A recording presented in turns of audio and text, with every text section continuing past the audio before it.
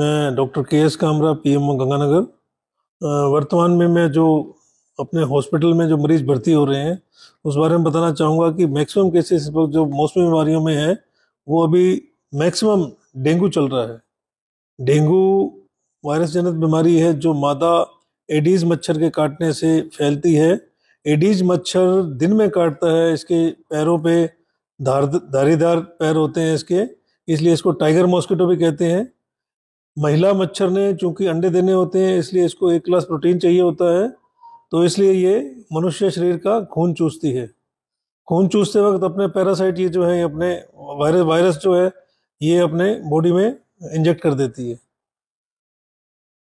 इसके कुछ टाइम बाद ये इन कुछ पर्टिकुलर इंक्यूबेशन पीरियड के बाद ये बीमारी अपने बॉडी में कई तरह से सिम्टम्स के साथ आती है, जैसे बहुत तेज बुखार आता है, हाई ग्रेड फीवर, हेडेक, शरीर टूटता है, सिर के पीछे गर्दन के पीछे बहुत तेज दर्द होता है, शरीर पे लाल निशान हो जाते हैं जो शो करते हैं प्लेटलेट कम हो गई हैं। तो इसका जो मेन जो डेंजरस इफेक्ट है वो प्लेटलेट कम हो जाना है। इसमें सीरोसाइटिस होती है, पूरी बॉडी में जैसे पेट में, फेफड़ों में, हार्ट में पानी भरने की संभावना रहती है। इसमें मल्टी ऑर्गन डिस्फंक्शन भी हो जाता है। मेनली इसमें लीवर में सोजिश आ जाती है, एसजीओटी बढ़ जाते हैं, किडनी अफेक्टेड होने का खतरा भी रहता है। इसमें यदि इसको ध्यान नहीं रखा जाए, डेंगू फीवर के बाद सेकेंड टाइम यदि इन्फेक्शन होता है तो चूंकि उसमें एंटीबॉडीज पहले हैं तो डेंगू हेमरेजिक फीवर होने की संभावना रहती है, जो कि घातक, प्राण घातक बीमारी होती है डेंगू हेमरेजिक फीवर, जिसमें ब्रेन हेमरेज होने की संभावना रहती है, मल्टी ऑर्गन डिस्फंक्शन होने की संभावना रहती है, जिसमें पूरे शरीर में पानी भर जाएगा। तो इस बीमारी से बचा जा सकता है, ये क्योरेबल है, ट्रीटेबल है। इस बीमारी से टोटली बचा जा सकता है। ये मच्छर अपने अंडे साफ पानी में देता है।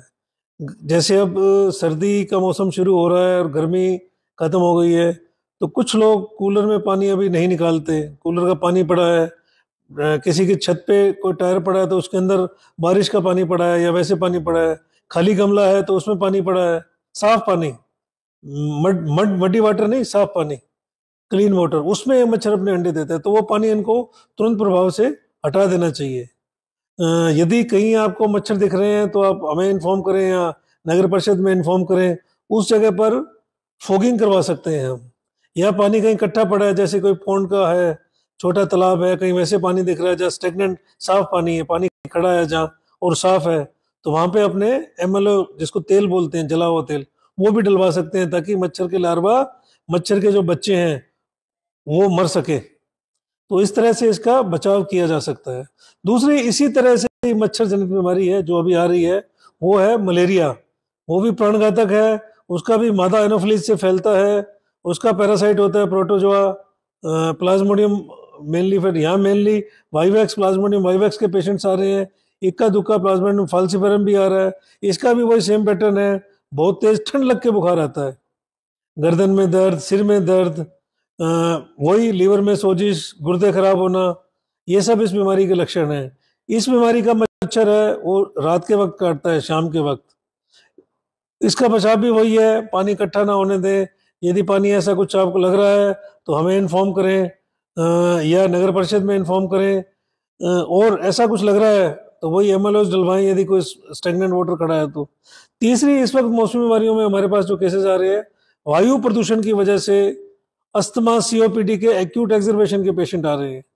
जो बूढ़े बुजुर्ग हुक्का पीते हैं, दारू, सिगरेट वगैरह पीते हैं, सिगरेट बीड़ी पीते हैं, जिनके फेफड़े खराब हो चुके हैं, COPD, chronic obstructive pulmonary disease जिनको हो चुकी है, उनको ऐसे मौसम में जब बहुत ज्यादा धुआं हो, धुंध हो, प्रदूषण जब हो रखा हो, तो ऐसे मौसम में उनको बाहर नहीं निकलना चाहिए, मास्क पहन के बाहर निकलना चाहिए उनको। ऐसी कोई कंडीशन तो उन्हें तुरंत अस्पताल में संपर्क करना चाहिए। इस वक्त खांसी जुकाम के पेशेंट भी, चूंकि टेम्परेचर का परिवर्तन है, तो वो भी आ रहे हैं। विटामिन सी, एस्कॉर्बिक एसिड इनको रेगुलर लेना चाहिए। धन्यवाद।